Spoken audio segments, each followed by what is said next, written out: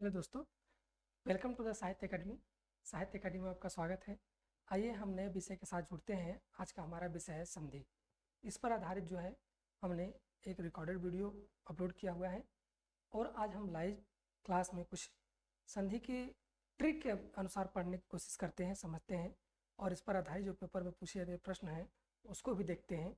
तो हम स्टार्ट करते हैं। आज का हमारा जो विषय है वह संधि पर आधारित है। तो आप इसे चयन के माध्यम से संधि को सीखेंगे। देखिए, ये संधि होता क्या है। जिस संधि की हम बात कर रहे हैं तो आप कहेंगे कि संधि जो शब्द है, तो संधि का शाब्दिक अर्थ होता है मेल। अब जो मेल शब्द है यह संधि का शाब्दिक अर्थ है, लेकिन संधि की परिभाषा की बात करें, संधि की परिभाषा की बात करें तो आप कहेंगे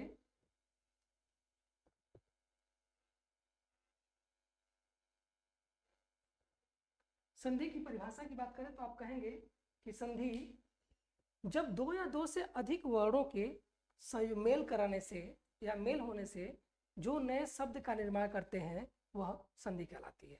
अर्थात जब दो या दो से अधिक वर्ण मिलते हैं तब वह उनके मिलने का जो योग होता है, जो मिलने से जो नए शब्द बनते हैं वह जो है संधि कहलाती है। अब संधि के प्रकारों की बात करें तो आप जानते हैं कि संधि के मूलतः जो है 3 प्रकार माने गए हैं। संधि की मूलतः 3 प्रकार बताए गए हैं, जिसमें से पहला प्रकार होता है, जैसा कि आप जानते हैं, वो होता है स्वर संधि। आप सभी जानते हैं स्वर संधि। दूसरा होता है आपका व्यंजन संधि, इसको हम कहते हैं व्यंजन संधि, इसको कहते हैं स्वर संधि। तीसरा आपका जो होता है उसे हम कहते हैं विसर्ग संधि। यह कुल 3 ही संधियां हमें हिंदी व्याकरण में देखने को मिलती हैं और इन तीनों में से अब देखते हैं कि सबसे महत्वपूर्ण जो संधियां हैं वह स्वर संधि, व्यंजन संधि। वैसे तो महत्वपूर्ण तो तीनों संधियां होती हैं, लेकिन हमें ज्यादातर करके स्वर, विसर्ग और व्यंजन, इन तीनों संधियों में से कोई न कोई प्रश्न जरूर पूछा जाता है। तो इन संधियों को हमें बेहतरीन तरीके से समझना है और पढ़ना है। आज हम सिर्फ बात करेंगे स्वर संधि पर।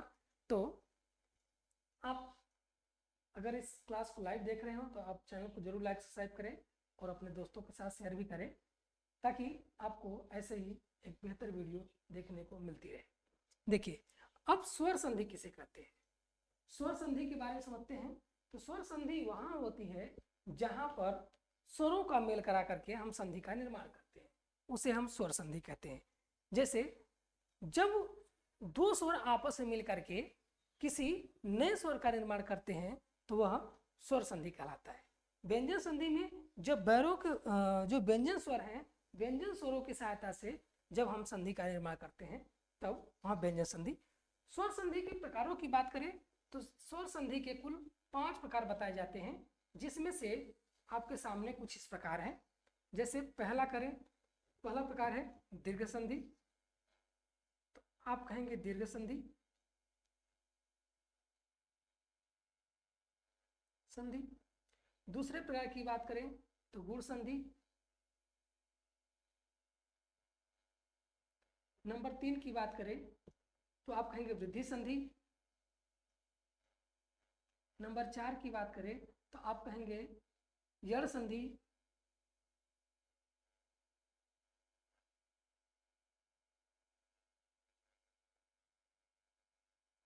और नंबर 5 की बात करें तो आप कहेंगे अयादि संधि।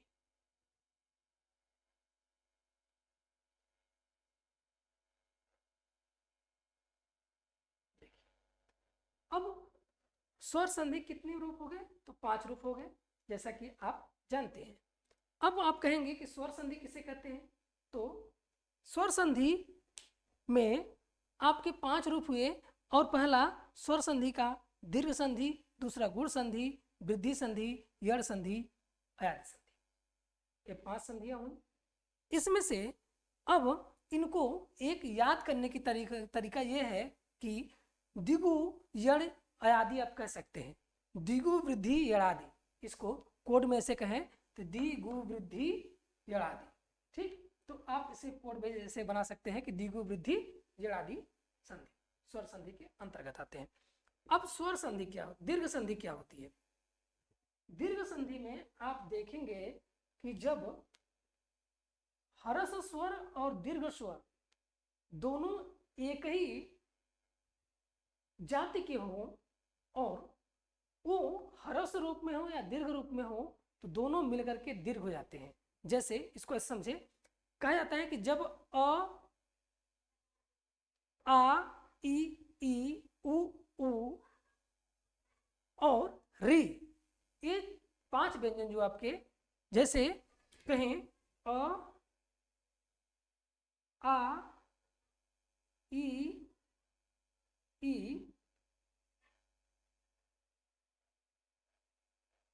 उ और री, 1 2 3 4 5 6 7, ये 7 व्यंजन जो हैं, इन 7 में से कोई आपस में अगर होते हैं तो ये दीर्घ बनते हैं। जैसे मैं अगर इसको ऐसे समझूं, आपके सामने इसको अगर ऐसे लिखूं मैं कि अ या आ के बाद, अ या आ के बाद, अ या आ के बाद, अ या आ आए तो दोनों मिलकर के आ हो जाता है, दीर्घ तभी माना जाएगा जब अ या आ के बाद अ या आ आए तो मिलकर के आ हो जाता है। अब जैसे में मैं उदाहरण के रूप में कहूँ तो आप देखें यहीं पे कि एक शब्द लिखता हूं मैं, विद्या प्लस आलय। अब लिखा हमने विद्या प्लस आलय, ये कैसे हुआ? यह जो आ शब्द बना है, यह आ शब्द कैसे बना, अब इसकी बात करते हैं। देखिए विद्या में क्या है, तो आप यहाँ पे कहेंगे कि आ की स्वर है, तो जी बिल्कुल है। और यहाँ पे क्या है, तो जी आप कहेंगे आ है। जब दोनों आ मिलेगा तो भी आ बनता है। अब देखिए हमने यहाँ पर अ या आ के बाद अ या आ आएगा तो आ बनेगा। ये 4 प्रकार से बनते हैं। पहला बनेगा अ के साथ अ मिलेगा तो भी आ बनेगा, अ के साथ आ मिलेगा तो भी आ बनेगा, आ के साथ अ मिलेगा तो भी आ बनेगा, आ के साथ आ मिलेगा तो भी आ बनेगा। इसके बनने की प्रक्रिया यही है। मतलब कुल मिलाकर के दीर्घ स्वर में, दीर्घ स्वर संधि में आप देखेंगे कि जब अपने ही जाति के, वह अपने ही वर्ग में लघु या गुरु रूप में हो, अर्थात हर्ष या दीर्घ के रूप में हो, तो यहाँ पर वह दीर्घ ही माना जाएगा, इसलिए दीर्घ संधि कहा जाता है। अब देखिए जैसे विद्या प्लस आलय, तो विद्या में आ है और आलय में आ है, दोनों मिलकर के आ बन गया। यह इस प्रक्रिया का हो गया, आ प्लस आ मिलकर के आ बना लिए, तो आपका एक नया शब्द बना विद्यालय। अब देखिए इसको जोड़ते कैसे हैं, इस शब्द को हमने यहां पर जोड़ दिया तो यह बन गया विद्यालय। ऐसे ही आप कहेंगे कि और भी शब्द हैं जिसे हम देखते चलते हैं इन नियमों के साथ। तो अब मान लीजिए एक शब्द है आपके सामने, एक शब्द और लिखता हूं, ये लिखता हूं, दिख रहा है? थोड़ा नीचे लिखता हूं और हाँ, देखिए मैंने यहां पे लिखता हूं धर्म प्लस आत्मा। धर्म प्लस आत्मा हमने लिखा।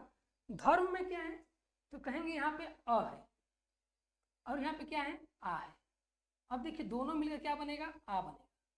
वो कैसे बना, देखिए अ के साथ जब आ मिलता है तो भी आ बनता है, तो अ के साथ आ मिल गया तो आ बन गया, आपका शब्द बन गया जो अगला शब्द आपका बना वो बना धर्मात्मा। तो यहाँ पे हमने म को जोड़ दिया तो यह बन गया धर्मात्मा। ऐसे ही ये जो है दीर्घ संधि में स्वरों के निर्माण होते रहते हैं। अब इसी के साथ अ का हो गया। अब जो है हम ई का भी देख लेते हैं।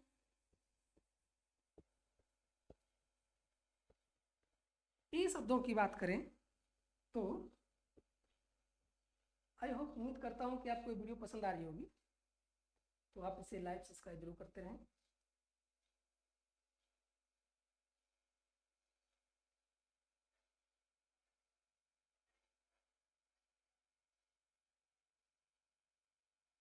चलिए अब हम अगले से पहुंचते हैं। देखिए अब हमारा ई से देखते हैं कि छोटी ई से देखते हैं ई या ई के बाद ई या ई आए तो यहां पर ई हो जाता है। ठीक है, ई हो जाता है। अब देखिए जैसे ही छोटी ई या बड़ी ई के साथ छोटी ई या बड़ी ई आएगी तो दोनों मिलकर के बड़ी ई बदल जाता है, अर्थात ई हो जाता है। ऐसे ही ऊ के साथ देखिए, ऊ या ऊ के बाद ऊ या ऊ आए तो दोनों मिलकर के ऊ हो जाता है। ऐसे ही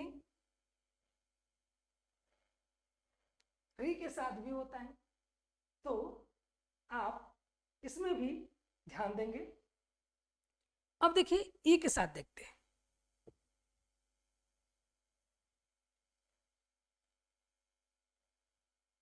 अब यहां पर ई के साथ अगर देखेंगे तो हम कहेंगे कि जिन शब्दों में ई का पहले में हो और दूसरे में भी ई आए वहां पर ई हो जाएगा। जैसे में मैं कहूं कि आपके सामने अति धन ई, एक शब्द मैं कहता हूं कि अति धन ई। देखिए अति धन ई हमने लिखा अति धन ई। अब यहां पर क्या है तो आप कहेंगे छोटी ई है, प्लस क्या है छोटी ई है, दोनों मिलकर क्या बने बड़ी ई बने, तो हमने बड़ी ई लिख दिया। अब इस शब्द के आगे जो निर्माण होकर जो शब्द बन रहा है वो बन रहा है अतियु। इस शब्द को हमने यहाँ पे जोड़ दिया तो ई जो है बड़े शब्दों के साथ जुड़ गया और बन गया अतियु। तो उम्मीद करता हूं कि ये चीज आपको पसंद आ रही होगी।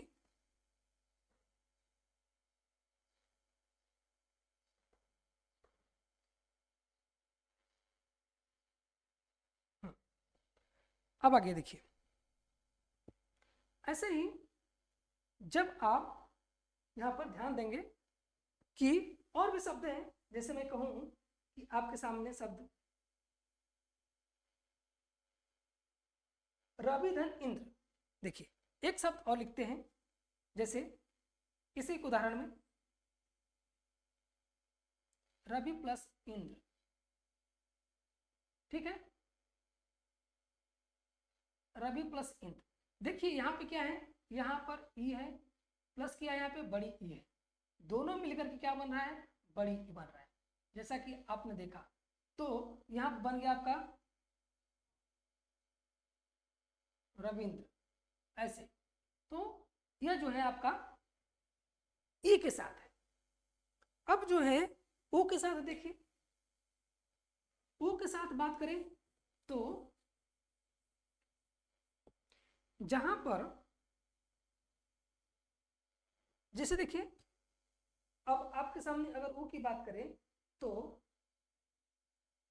एक शब्द आता है गुरु गुरु उपदेश, हम बोलते हैं ना गुरु उपदेश, गुरु उपदेश।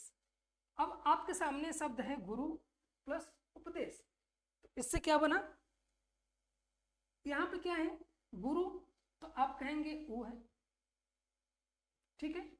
यहाँ पे क्या है, यहाँ बड़ा ऊ है, यहाँ क्या है आपका छोटा ऊ है, दोनों मिलकर क्या बन गया, बड़ा ऊ बन गया। तो अगला जो शब्द बना उसको आपने लिखा गुरु उपदेश, ठीक है, गुरु उपदेश, गुरु का उपदेश। तो ऐसे शब्द जो है ये आपके बनते रहते हैं। अब देखिए जैसे एक शब्द है कि भूधन ऊर्जा, एक शब्द और ले लीजिए, भूधन ऊर्जा, ठीक है, भूधन ऊर्जा। अब देखिए ये सब जो बना, यहाँ क्या है बड़ा ऊ है, यहाँ क्या है बड़ा ऊ है, तो दोनों मिल क्या बन गया, बड़ा ऊ बन गया। अब बना आपका भूर्जा, ठीक है, भू ऊर्जा, तो आपका इसमें जुड़ करके ऐसे हो गया, ठीक, तो आपका शब्द ऐसे बना। ऐसे ही यह दीर्घ संधि की बात हुई। अब बात करें यण संधि की, तो यण संधि में देखिए, यण संधि में अगर बात करें तो जब अ या आ के बाद क्या है ई या ई आए, अ या आ के बाद ऊ या ऊ आए, अ या आ के बाद री आए, तब जो है यह आपका गुण संधि ए ओ अर में बदल जाता है। ए ओ और ए ओ अर में बदल जाता है, ठीक है, ए ओ अर में बदल जाता है। अ या आ के बाद ई या ई आएगा तो ए में बदल जाएगा, अ या आ के बाद ऊ या ऊ में आएगा तो ऊ में बदल जाएगा, अ या आ के बाद री आएगा तो अर में बदल जाएगा। ये जो है इसके बदलने की प्रक्रिया है। अब इस पर अगर उदाहरण देखें तो हम देख सकते हैं कि जब, अब उदाहरण देखिए कि नर धन इंद्र, एक शब्द लिखता हूं मैं, नर धन इंद्र। अब देखिए हमने लिखा नर धन इंद्र, तो क्या हुआ यहाँ पे, नर में जो यहाँ पे है, यहाँ पे अ है, इसके बाद क्या आया ई आया, तो अ के बाद ई आया और ये बन करके मिलकर क्या बना, ए बन गया। अब ये शब्द बना, अब क्या बना नरेंद्र, तो इस ए की मात्रा को यहाँ पे लगा दिया और बन गया नरेंद्र। अब देखिए एक शब्द है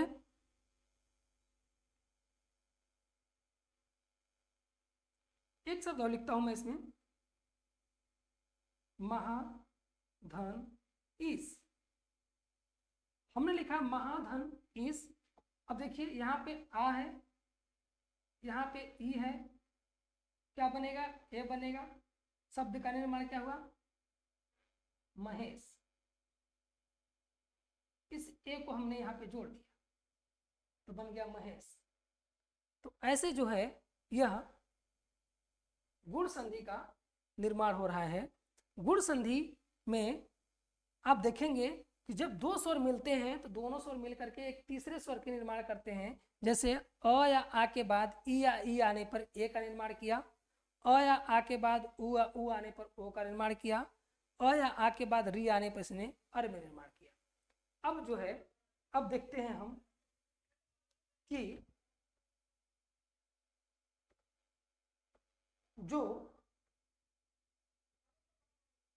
देखिए देवधर ऋषि अर शब्द जो है, अब इसका उदाहरण देख लेते हैं। अच्छा, आपका ऊ का भी उदाहरण देखें, पहले ऊ देख लेते हैं।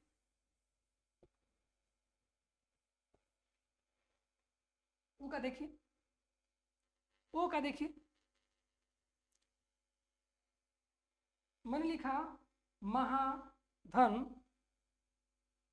उत्सव,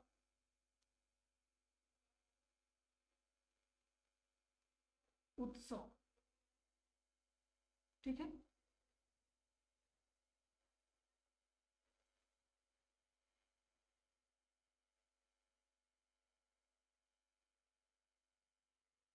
ठीक है, महाधन उत्सव।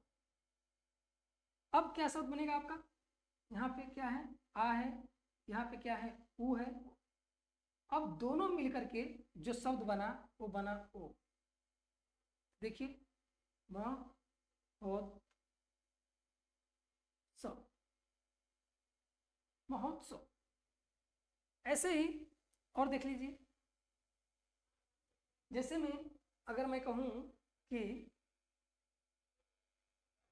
लोकधन उपचार, लोकधन उपचार, तो क्या शब्द बनेगा, देखिए, लोकोपचार,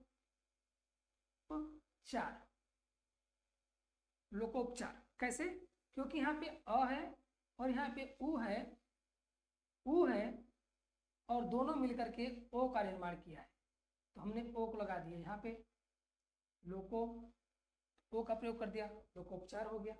तो ये जो है ऐसे बनता है। अब अर के साथ देखते हैं कि अर के साथ यह कैसे बनता है। तो आप कहेंगे कि अर के साथ में, जैसे एक समय लिखता हूं महाधन ऋषि, हमने लिखा महाधन ऋषि।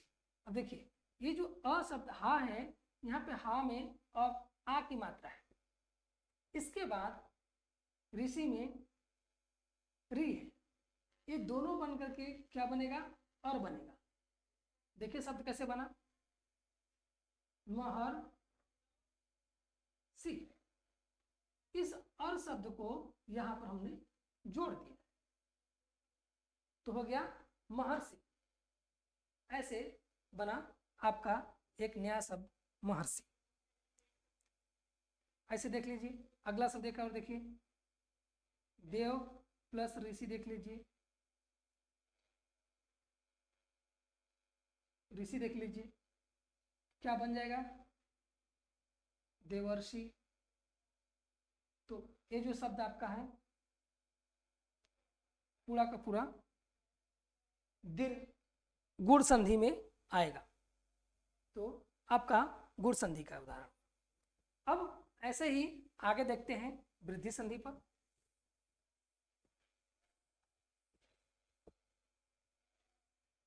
वृद्धि संधि की बात करें तो वृद्धि संधि में आप देखते हैं कि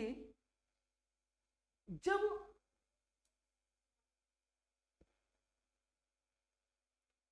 अ या आ के बाद, इसमें लिखते हैं कि जब अ या आ के बाद क्या आएगा, ए या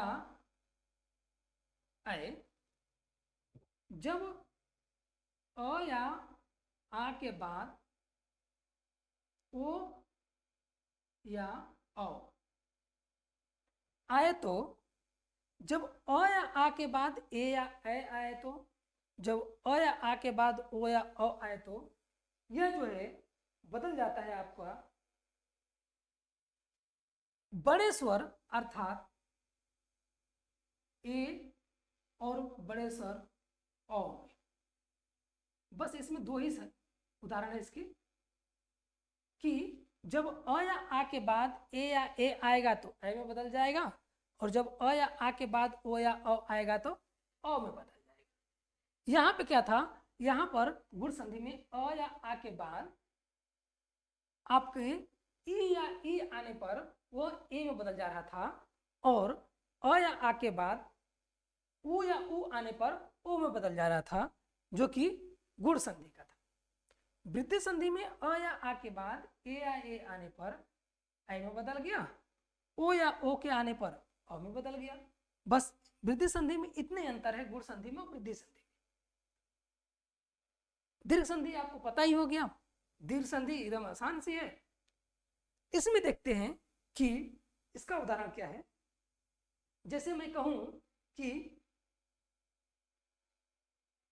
एक धन एक उदाहरण लेता हूं मैं।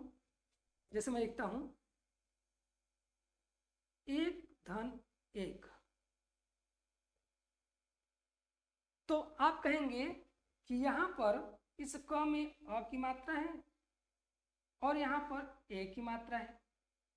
दोनों को हमने मिलाया तो क्या बन गया, अ की मात्रा हो गया। जब अ की मात्रा हो गया तो आपका शब्द बन गया है एक एक। आपका नया शब्द बना जो है एक एक। ऐसे ही और शब्द देखिए, एक शब्द है सदा धन एव। सदा धन एव की बात करें तो अब देखें इस सदा में क्या है, तो कहेंगे आ है, यहाँ पे क्या है ए है, दोनों मिल क्या बने ए बन गए, नया शब्द निर्वाह बन गया सदैव। तो इस एक यहाँ पे हमने लिख दिया सदैव। तो यह जो है ऐसे बनते हैं। और आपसे जो पूछा जाता है, अगर मान लीजिए इसी पेपर में पूछ दिया कि सदैव कौन सी संधि है या सदैव का संधि विग्रह क्या होगा, तो आपको बताने होंगे। अब जो है अ और आ के साथ ओ और औ को देखते हैं कि जब ओ और औ आएगा तो क्या होगा, इसकी थोड़ी चर्चा कर लेते हैं। तो कहेंगे कि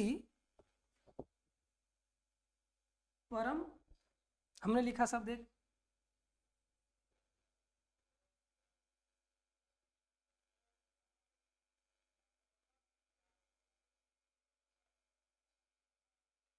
औसत, हमने लिखा परम धन औसत।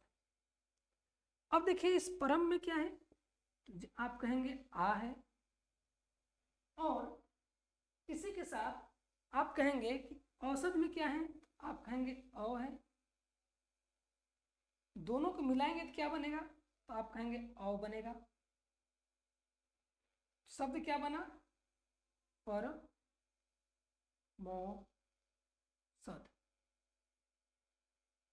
आपका शब्द बन गया परमौसध, जो कि नया शब्द औ के साथ जुड़ गया। ऐसे ही आप कहेंगे कि एक शब्द और देख लीजिए, एक शब्द और देखिए, जिसे मैं लिखूं महा धन औध। तो यहाँ पे क्या है, तो आप कहेंगे आ है, यहाँ पे क्या है तो कहेंगे अ है। दोनों मिलकर क्या बना, तो आप कहोगे अ बना। शब्द क्या बना, तो आप कहेंगे महो। ठीक है, महाधन और महोध, तो नया शब्द क्या बन गया आपका, महोध बन गया। तो ऐसे जो है वृद्धि संधि का निर्माण हुआ। अब अगला देखिए, अगली जो संधि है आपकी है यड़ संधि। यड़ संधि बहुत ही आसान संधि है, बस थोड़ी सी ध्यान देने की जरूरत है इसमें कि इसमें ध्यान क्या है। यह यड़ संधि और अयादि संधि दोनों दीर्घ गुण और वृद्धि से अलग होती हैं और भिन्न भी हैं। वो कैसे हैं, इसको थोड़ा समझते हैं। यड़ संधि में यदि आप कहें कि ई या ई, उ या उ, री के बाद कोई अन्य स्वर आए तो वह वहां पे यड़ संधि होगा। जैसे इसकी बात करें तो आप देखिए, मैंने बोला कि ई या ई के बाद क्या होगा, अन्य स्वर। ऊ या ऊ के बाद अन्य स्वर। री के बाद अन्य स्वर। यदि ई या ई के बाद अन्य स्वर आए, ऊ या ऊ के बाद अन्य स्वर आए, री के बाद ये अन्य स्वर आए, तो हम इसे जो है य र व में लिखते हैं। किस में लिखते हैं? य र व, य व र, य व र, ऐसे लिखते हैं, य व र। ये तीन जो हैं इसके उदाहरणों में। तो अब देखिए, इसने कहा यर संधि में कि यदि ई या ई के बाद अन्य स्वर आना चाहिए, इसको छोड़ करके ई या ई के बाद कोई अन्य स्वर यानी ई या ये नहीं आना चाहिए, इसके बाद कोई अन्य स्वर आएगा तो उसका य हो जाएगा, और ऊ या ऊ के बाद अन्य स्वर आएगा तो व में हो जाएगा, री के बाद अन्य स्वर आएगा तो र में हो जाएगा। अब ये कैसे होता है, आइए एग्जाम्पल समझते हैं। अब देखिए, आपके सामने एक उदाहरण है, ये पूरे य व र होता है, य व र ऐसे होता है। सही ऑप्शन इसका ये है, इसे करेक्ट कर लीजिएगा आप। ये कुछ इस प्रकार से होता है। अब देखिए उदाहरण, जैसे यदि धन अपि, ठीक है,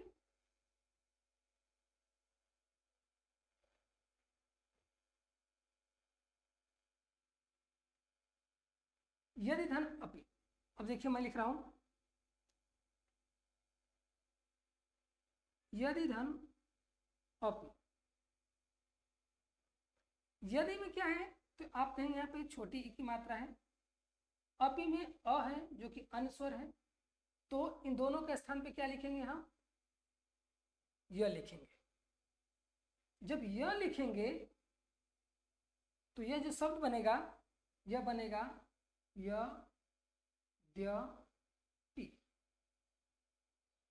क्या बना? यद्यपि, ठीक है। तो यह हो गया आपका यद्यपि। ऐसे ही जब ऊ के साथ बनेगा तो आप लिखेंगे वो शब्द लगा करके, जैसे मैं आपसे कहूं कि, जैसे लिखूं मनुधन अंतर, एक शब्द लिखता हूं मैं, मनुधन अंतर। मनु, मनु यहाँ क्या है? वो की मात्रा है, यहाँ क्या है? अ की मात्रा है, दोनों क्या बनेगा?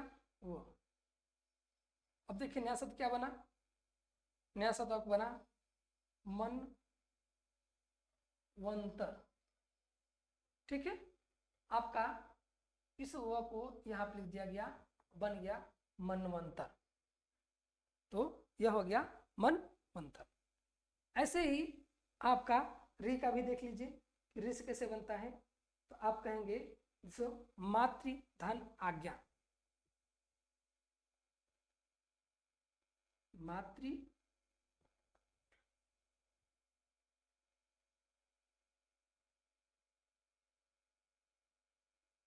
मातृधन आज्ञा। इसमें देखिए यहाँ क्या है? री है, यहाँ क्या है? आ है, दोनों मिल क्या बना? र। अब जो शब्द आपका बना र, अब नया शब्द जब जोड़ के बनाया तो आपने बनाया मातृज्ञा, ठीक है, मातृज्ञा। तो यह जो है आपका शब्द मातृज्ञा हो गया, ठीक है। तो ऐसे कुछ ये शब्द हैं जो यण संधि के अंतर्गत आते हैं।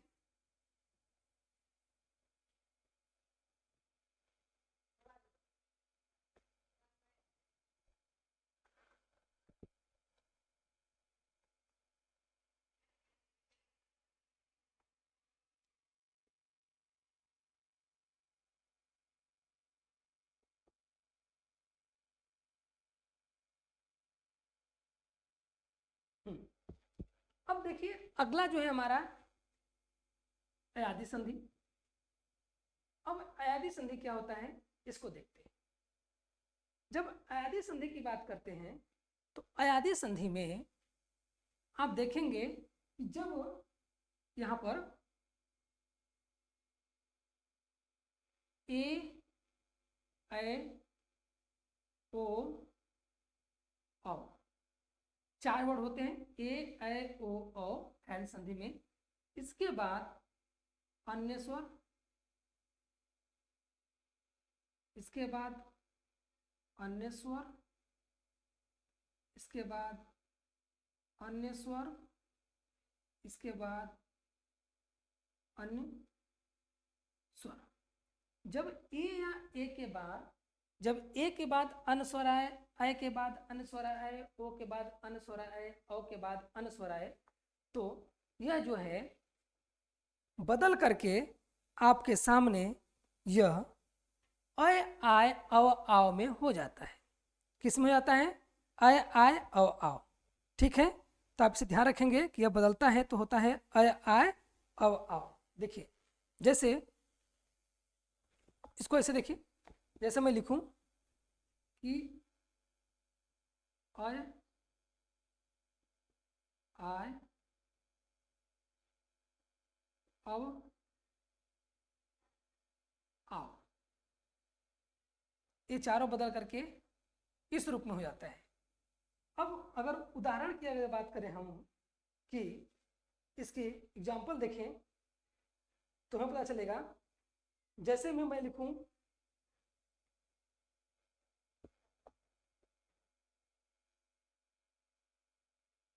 पै धन वन, मैंने लिखा पै धन वन। अब देखिए पै लिखा तो यहां पे ए की मात्रा हो गया, प्लस व में अ की मात्रा है। कहा गया कि जब ए के बाद अन्य स्वर होगा तो क्या होगा? आय हो जाएगा। दोनों शब्द मिल क्या बना? आय। नया शब्द क्या बना? पा व न। जो है यहां पर हमने इस शब्द को जोड़ दिया, नया शब्द बन गया पाव। ऐसे धन ऐसे ही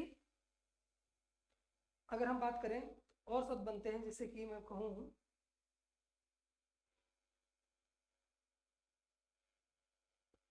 एक शब्द लिखिए और देखिए इसमें पो धन वन, देख लीजिए